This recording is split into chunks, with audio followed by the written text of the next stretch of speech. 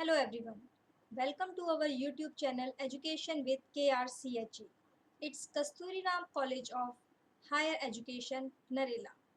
I, Jyoti Gupta, Assistant Professor from Department of Journalism and Mass Communication, welcomes you all. Failure is not the opposite of success. It is part of success. Yes, very true. If you want to become a successful person, then you have to face some failures also.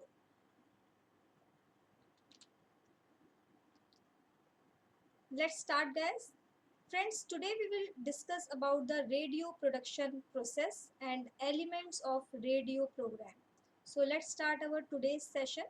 First, we will discuss about the radio production process. Above all, you need to understand what is production process. What is production? Radio production. यहाँ पे हम radio production की बात कर रहे हैं. हमारे पास different formats होते हैं. जब हम प्रोडक्शन की बात करते हैं, रेडियो में हम वर्क करते हैं, उसमें हम इंटरव्यूज़ पर वर्क करते हैं, फीचर होते हैं. हमारे पास डिफरेंट रेडियो फॉर्मेट्स अवेलेबल होते हैं जिस पर हम वर्क करते हैं. For example, interviews, debate, discussion, radio talk, radio feature, documentary, docu drama, etcetera. Okay. जब हम कोई प्रोग्राम को प्रोड्यूस करते हैं, प्रोडक्शन वर्क करते हैं, हमारे पास कुछ स्टेजेस होती हैं. There are 3 stages: pre production, production and post production. Pre production means actual production से जो हमारा पहले का वर्क होता है, ठीक है, जिसमें हमारा रिसर्च इंक्लूड होता है. इसको अभी हम वन बाय वन डिटेल में डिस्कस करेंगे. सेकेंड स्टेज हमारी होती है production, means actual production, actual recording जब हमारी होती है उसे हम बोलते हैं production.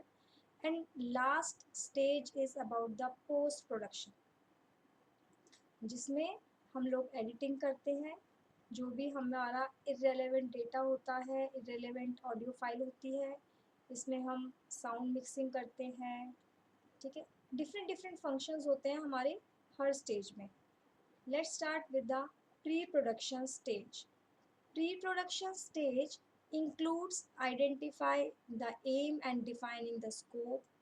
Second is selection of format, content planning, selection of copywriter, selection of time slot, and completing contractual formalities. So, first point is related to the identify the aim and defining the scope. So what do you understand by this term? Aim means what is your objective as a producer, what you want to show. जब आप एक programme को produce करते हो, आप producer हो, as a producer आपका M क्या है, आपका ऑब्जेक्टिव क्या है. जब भी हम वर्क करते हैं प्रोडक्शन वर्क पे, तो हमारे डिफरेंट डिफरेंट ऑब्जेक्टिव्स होते हैं. For example, to inform, to educate. Depend करता है हमारे फॉर्मेट के ऊपर कि हम किस फॉर्मेट के ऊपर वर्क कर रहे हैं. अगर हमारा फॉर्मेट रेडियो न्यूज़ है तो उसमें हमारा मेन मोटिव होता है टू इन्फॉर्म. ठीक है, हम कुछ प्रोग्राम्स होते हैं जो एंटरटेनमेंट बेस्ड होते हैं, उसमें हमारा एम होता है टू एंटरटेन करना.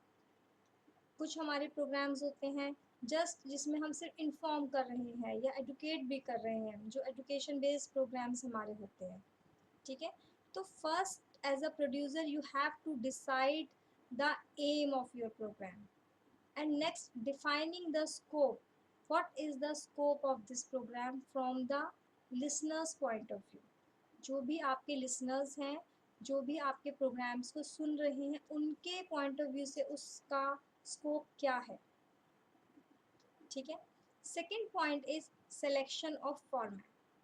अभी मैंने आपको बताया कि हमारे पास डिफरेंट टाइप्स ऑफ प्रोग्राम्स होते हैं, डिफरेंट फॉर्मेट्स होते हैं. तो आप कौन सा फॉर्मेट फॉलो करेंगे, कौन से फॉर्मेट पे आप वर्क करना चाहेंगे. ठीक है, जैसे आप इंटरव्यू पे वर्क करना चाहते हैं. फॉर एग्जांपल, मैं आपको एक छोटा सा एग्जांपल देती हूँ. Child labour. अब चाइल्ड लेबर आपने टॉपिक तो चूज कर लिया, जो आपका फर्स्ट वाला पॉइंट था, identify the aim and defining the scope. उसमें आपने अपना टॉपिक चूज कर लिया, चाइल्ड लेबर पे आपको वर्क करना है, ठीक है, उसमें आपने रिसर्च करी, research is also a part of pre production, ठीक है। टॉपिक चूज करने के बाद आपको फॉर्मेट चूज करना है। अब अगर मैंने टॉपिक लिया है चाइल्ड लेबर, तो चाइल्ड लेबर के ऊपर आप डॉक्यूमेंट्री भी बना सकते हैं, उसके ऊपर डॉक्यू ड्रामा भी बना सकते हैं, रेडियो इंटरव्यू भी कंडक्ट कर सकते हैं, ठीक है। उसके बाद आप डिफरेंट डिफरेंट टाइप के प्रोग्राम एक टॉपिक के ऊपर आप बना सकते हैं, बट आपका जो एम है, आपका जो ऑब्जेक्टिव है, वो उसके बेसिस पे आप सेलेक्ट करेंगे फॉर्मेट, कि कौन से फॉर्मेट पर आप वर्क करना चाहते हैं, आपकी टारगेट ऑडियंस क्या है, ठीक है। ये सिलेक्शन ऑफ फॉर्मेट हमारा टारगेट ऑडियंस पे भी डिपेंड करता है। Next point is content planning. Content planning is depend on the selection of format. अगर आप लोग इंटरव्यू कंडक्ट करना चाहते हैं, उसमें आपको एक एक्सपर्ट को कॉल करना पड़ेगा फ्रॉम द कंसर्न फील्ड। अगर एजुकेशन के टॉपिक के ऊपर करना चाहते हैं, तो एजुकेशन रिलेटेड कोई एकेडमिशियन या वीसी या डायरेक्टर आपको कॉल करना पड़ेगा अपने स्टूडियो में इंटरव्यू के लिए। बट एजुकेशन से रिलेटेड अगर आप कोई डॉक्यूमेंट्री दिखाना चाहते हैं, कोई फैक्ट्स एंड फिगर्स शो करना चाहते हैं, तो उसका जो कंटेंट होगा वो डिफरेंट होगा, ठीक है। रेडियो फीचर अगर आप बनाना चाहते हैं, उसका कंटेंट अलग होगा। तो रेडियो कंटेंट जो होता है हमारा, जो हम प्लानिंग करते हैं, वो डिपेंड करता है हमारा फॉर्मेट के ऊपर। बट इसके लिए ज़रूरी है कि हमारा रिसर्च वर्क बहुत अच्छा होना चाहिए, ठीक है। जितना आप रिसर्च करेंगे, उतना आपका जो कंटेंट होता है, जो आपकी स्क्रिप्ट होती है, पता चलता है कि आपने वर्क किया है। क्योंकि जो लिसनर्स होते हैं, अगर वो आपका प्रोग्राम को लिसन कर रहे हैं, वो सुन रहे हैं, तो उन्हें भी कुछ न्यू फैक्ट्स एंड फिगर्स के बारे में पता होना चाहिए। उनको भी कुछ लगना चाहिए कि हाँ, मेरे पास भी मैं न्यू इन्फॉर्मेशन गेन कर रहा हूँ, ठीक है। अगर आप नॉर्मल रूटीन वाली ही इन्फॉर्मेशन आप उन्हें बताएंगे, वो अगर अपडेटेड नहीं हो रहे हैं, अपडेट नहीं हो पा रहे हैं आपकी इन्फॉर्मेशन से, तो आपके प्रोग्राम का जो बेनिफिट है वो लोग नहीं ले पा रहे हैं, ठीक है। तो research work is very important part, कि आपको अच्छे से रिसर्च करनी है कंटेंट के लिए, कि आपको उसमें क्या कंटेंट देना है। सेकंड पार्ट हमारा आता है कंटेंट प्लानिंग में, कि आपको, अब जैसे मैंने आपको एजुकेशन का बताया, तो एजुकेशन में भी बहुत सारे आपके पास सब कैटेगरीज हैं। उसमें आपको उसमें कॉलेज स्टूडेंट्स को कवर करना है, स्कूल स्टूडेंट्स को कवर करना है, it depends on the situation.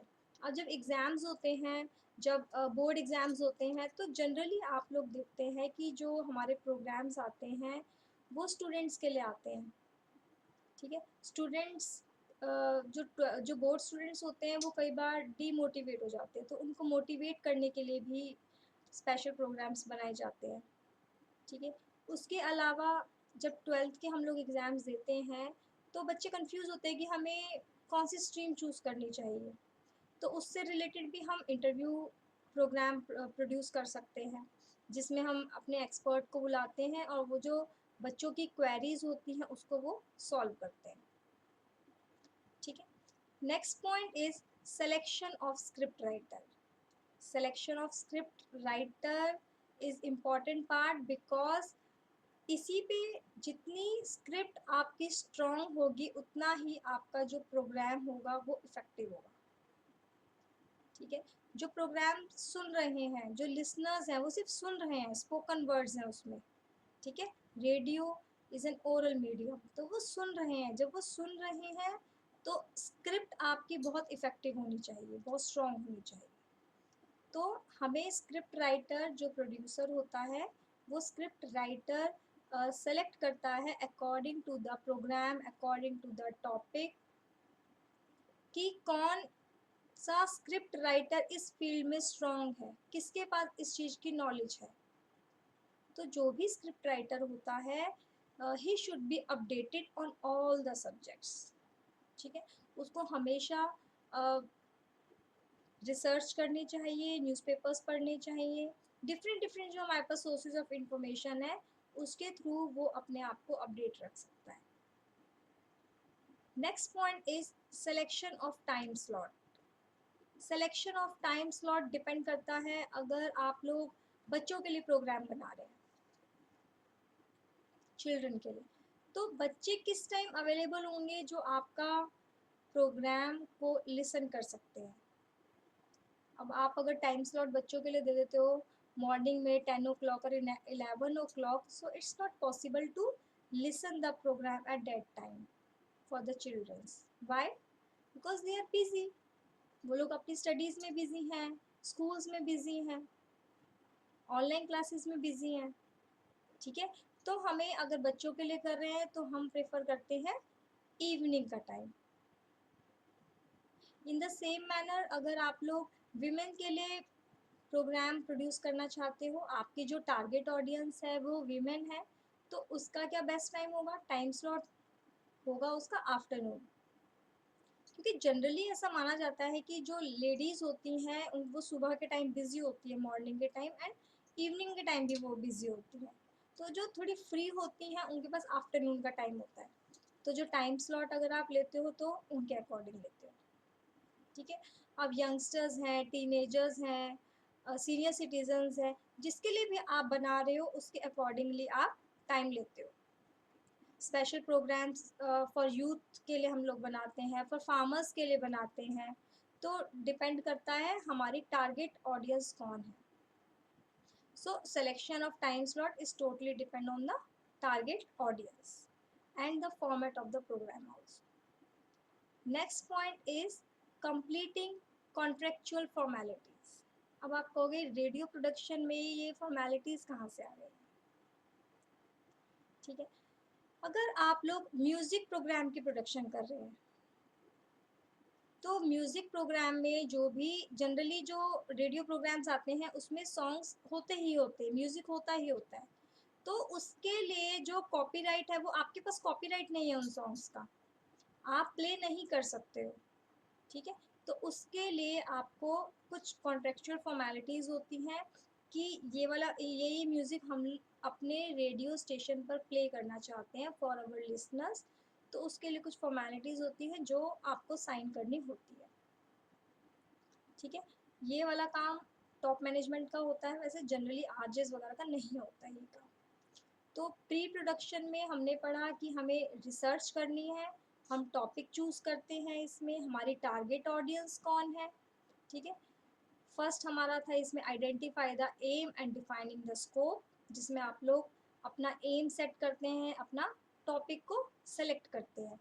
Next selection of format, next point is content planning, fourth is selection of script writer, fifth selection of time slot, and last point is completing contractual formalities.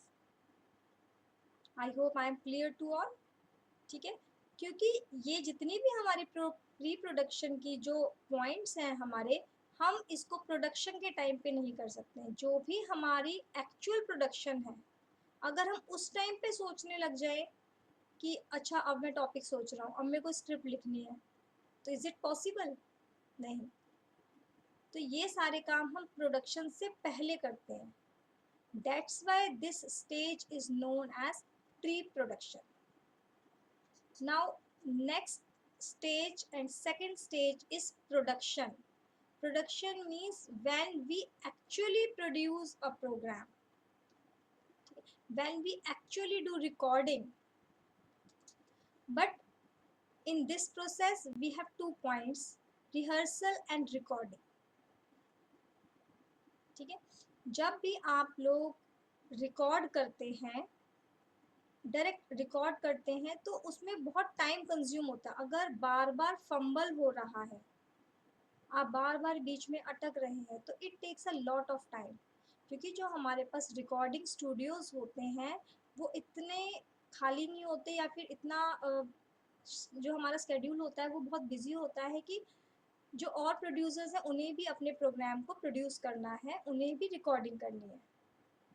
That's why it includes 2 phases: rehearsal and recording. Rehearsal means कि जब RJ उस script को की rehearsal करता है उसकी, तो उसके लिए हमारे पास एक टर्म होती है रीडर ओवर रूम। एक हमारे पास स्टूडियो में एक अलग से रूम होता है जिसे हम बोलते हैं reader over room, where RJ can rehearse their script but without microphone.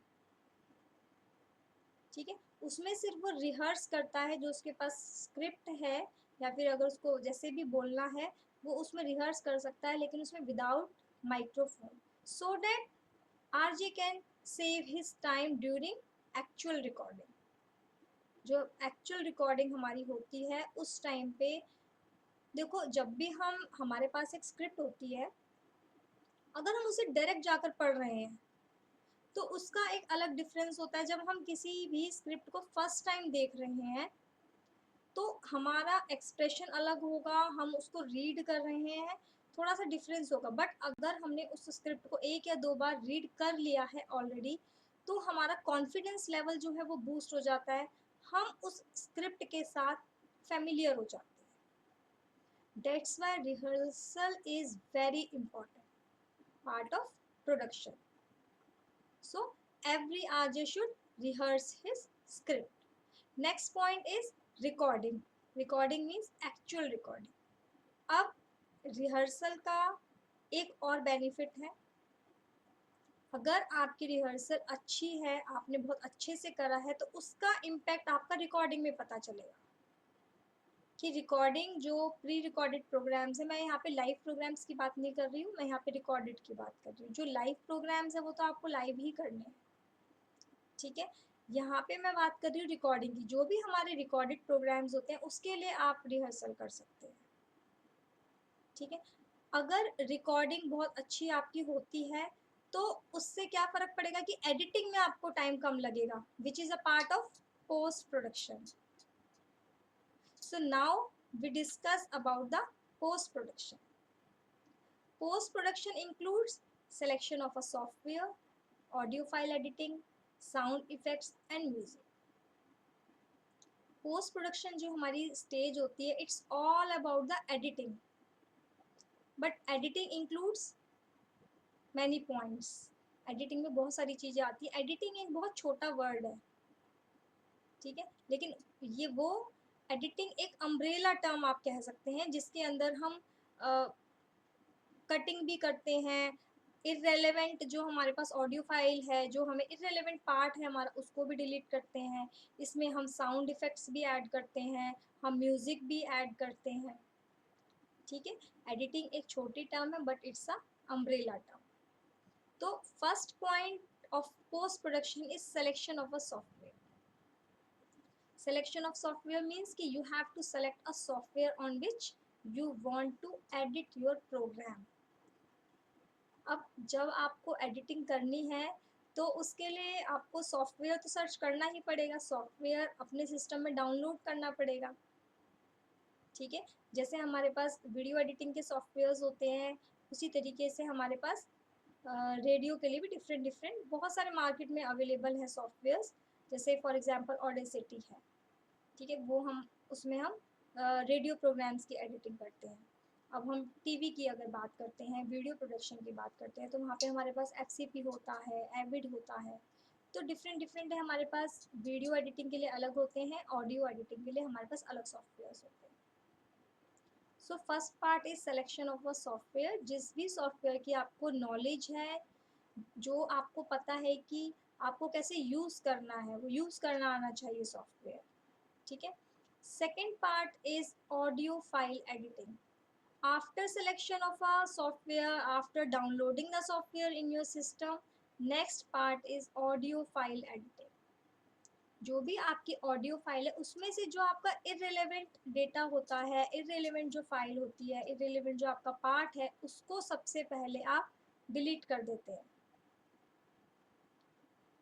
For example आपको 30 मिनट्स का प्रोग्राम बनाना है, जो आपकी ड्यूरेशन है 30 मिनट्स की है, बट जो आपने रिकॉर्ड किया है वो आपने किया है 1 आवर का। अब 1 आवर रिकॉर्डिंग में से आप सबसे पहले इररिलेवेंट जो डेटा होगा उसको आप डिलीट कर दोगे। तो वो हो सकता है कि 20-25 मिनट्स का हो जब हम फर्स्ट कट लगाते हैं। ठीक, उसके बाद जब आप उसको फाइनल करते हैं, थोड़ी थोड़ी एडिटिंग आपकी तब भी हो जाती है, तो लास्ट जो आपका फाइनल स्टेज होती है, जो फाइनल प्रोडक्शन आपकी होती है, उसमें आपको देखना है कि मेरा मेरा प्रोग्राम जो है वो 30 मिनट्स का होना चाहिए। तो उसके अकॉर्डिंग जो आपके उसमें बेस्ट फुटेज है, उसमें जो बेस्ट पार्ट है उसको आप ले लेते हैं, और जो जिसमें थोड़ा फंबल है या जो भी प्रॉब्लम है उसमें उसको आप डिलीट कर देते हैं। तो editing is a part of post production. Next is sound effects. Sound effects is also a part of editing. ठीक है, एडिटिंग के बारे में हम नेक्स्ट लेक्चर में भी डिटेल में पढ़ेंगे, इसमें तो सिर्फ पार्ट है, it's only a part of post production. Sound effects. Sound effects means कि अगर आप रोड पे शूट कर रहे हैं, आपकी जो शूटिंग थी वो आउटडोर शूटिंग थी, आप रोड पे कर रहे हैं, तो उसमें आपका साउंड इफेक्ट क्या हो सकता है? ट्रैफिक हो सकता है, जो आपका सराउंडिंग एम्बियंस है वो हमारे सारे साउंड इफेक्ट्स होते हैं।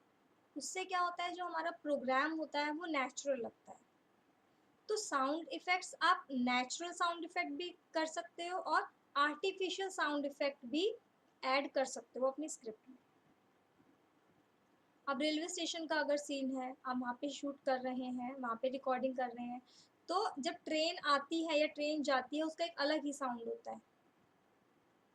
तो उससे पता चलता है जो हमारे लिसनर्स होते हैं कि, क्योंकि रेडियो हमारा जो ओरल मीडियम है, जो हमारे वर्ड्स हैं, जो साउंड है, उसी से हमारे लिसनर्स के माइंड में एक इमेज क्रिएट होती है। हमारा म्यूज़िक, हमारा साउंड इफेक्ट, हमारा एम्बियंस, जो हमारा बैकग्राउंड साउंड है, उसी से हमारा लिसनर ये समझ पाता है कि वो कहाँ पे है, वो उस एरिया को इमेजिन कर पाता है, वो वहाँ की पिक्चर क्रिएट कर पाता है। तो जो आरजे होता है उसको इस स्टाइल से बोलना होता है, या जो हमारा पूरा पैकेज होता है, जो पूरी स्क्रिप्ट होती है एडिटिंग के टाइम पे जब हम एडिट करते हैं, हमें उसे इस तरीके से बनाना है, साउंड इफेक्ट्स इस तरीके से क्रिएट करना है, सो दैट लिसनर्स जब भी हमारे प्रोग्राम को सुने, he can create image in his mind, वो उस प्लेस की इमेज को क्रिएट कर सके। ठीक है, अब जैसे कमेंट्री होती है, स्पोर्ट्स कमेंट्री फॉर एग्जांपल, तो वहाँ का जो एम्बियंस होता है उसे भी हम लोग रिकॉर्ड करते हैं, उससे हमारे प्रोग्राम में एक लाइवलीनेस आती है। Next point is music. Music जो है आपका फोक म्यूजिक भी हो सकता है, कल्चरल म्यूजिक भी हो सकता है, ट्रेडिशनल भी हो सकता है, different different type of musics you can use according to the program, according to the topic. ठीक है, अब अगर कोई सैड प्रोग्राम है, हमारी जो टॉपिक है वो थोड़ा सा सैड है, तो सैड म्यूज़िक आप लोग वहाँ पे यूज़ करेंगे। अगर टॉपिक आपका बहुत जॉयफुल है तो आप उस टाइप का म्यूज़िक यूज़ करेंगे। ठीक है, डिफरेंट सॉन्ग्स, फोक सॉन्ग्स हैं आपके पास, डिफरेंट डिफरेंट डिपेंड करता है ये हमारा जो प्रोग्राम है, जो प्रोग्राम प्रोडक्शन है। So editing and post production stage is very important, not only post production stage, I should say all three stages are very important part, because अगर आप किसी भी एक स्टेज को स्किप करते हैं तो प्रोडक्शन पॉसिबल नहीं है। अगर आप कहते हो कि मैं सीधा प्रोडक्शन कर लेता हूँ, मैं प्री प्रोडक्शन को स्किप करता हूँ, तो प्री प्रोडक्शन में अगर आपने रिसर्च नहीं करी, टॉपिक नहीं सर्च किया, आपकी टारगेट ऑडियंस कौन है, तो किसके लिए प्रोड्यूस करोगे और आप क्या प्रोड्यूस करोगे? प्रोडक्शन के टाइम पे अगर आपके पास स्क्रिप्ट नहीं है, आपको ये नहीं पता कि मेरी ऑडियंस कौन है, तो आप किसके लिए करोगे और क्या करोगे जब स्क्रिप्ट ही हाथ में नहीं है, टॉपिक नहीं पता आपके पास। ठीक है, नेक्स्ट अगर प्रोडक्शन की मैं बात करती हूँ, आप प्रोडक्शन को स्किप कर रहे हैं, तो प्री प्रोडक्शन और पोस्ट प्रोडक्शन को कोई रेलेवेंसी नहीं रहता। जिसके लिए आप एक्चुअल वर्क कर रहे हैं, प्रोडक्शन रिकॉर्डिंग कर रहे हैं, उसे भी आप स्किप नहीं कर सकते। और थर्ड जो स्टेज है आपकी पोस्ट प्रोडक्शन, पोस्ट प्रोडक्शन भी बहुत ज़रूरी है। जो आपने एक्चुअल रिकॉर्डिंग करी है उसमें जो भी प्रॉब्लम्स हैं आप उसको डायरेक्टली ऑन एयर नहीं जाने दे सकते। ठीक है, उसके लिए हमें एडिटिंग की रिक्वायरमेंट होती है। So this is all about the 3 stages of Radio production, 3 stages are pre-production, production and post-production. Now I am going to discuss about the elements of radio program. अभी हमने प्रोडक्शन की बात करी कि जो स्टेजेस होती हैं, but now elements, what are the elements of a radio program. अगर आप कोई भी प्रोग्राम के ऊपर वर्क करते हैं, आप फीचर के ऊपर वर्क कर रहे हैं, डॉक्यूमेंट्री के ऊपर वर्क कर रहे हैं, इंटरव्यू के ऊपर आप वर्क कर रहे हैं, इवन सिंपल सा जो फॉर्मेट है हमारे पास रेडियो टॉक की बात कर रहे हैं, डिबेट डिस्कशन की हम बात कर रहे हैं, तो हमारे पास कुछ एलिमेंट्स होते हैं रेडियो प्रोडक्शन के लिए. There are 4 elements: spoken words, sound effects, music and pause. इसमें हमारे पास विजुअल्स तो है नहीं, because radio is a oral medium, सिर्फ आप सुन सकते हैं, तो हमारे पास इसमें विजुअल्स नहीं होते हैं, सिर्फ हमारे पास स्पोकन वर्ड्स होते हैं. So let's discuss one by one. First is spoken words. Spoken words plays a very important role. Radio में आपको पता ही है, मैंने आपको अपनी लास्ट लेक्चर्स में भी बताया था, जब रेडियो के फीचर्स मैंने डिस्कस किए थे, radio as a medium of mass communication, उसमें मैंने डिटेल में एक्सप्लेन किया हुआ है what are the features of radio and what are the limitations of radio also. उसमें मैंने आपको स्पोकन वर्ड्स के बारे में एक्सप्लेन किया था. तो स्पोकन वर्ड्स मैंने आपको शुरू से ही बताया कि जो रेडियो है it's an audio medium, whereas TV is an audio visual medium. तो spoken words play a very very important role.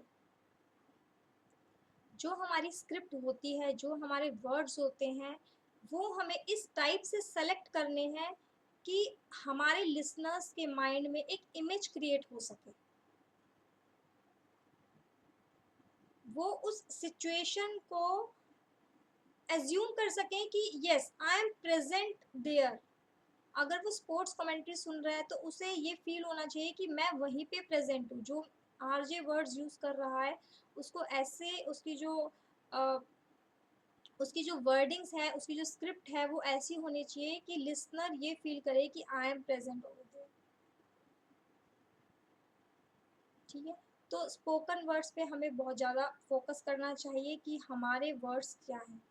दूसरा सेकंड पॉइंट इज, इसमें हम शॉर्ट सेंटेंसेस का यूज़ करते हैं रादर देन लॉन्ग सेंटेंसेस.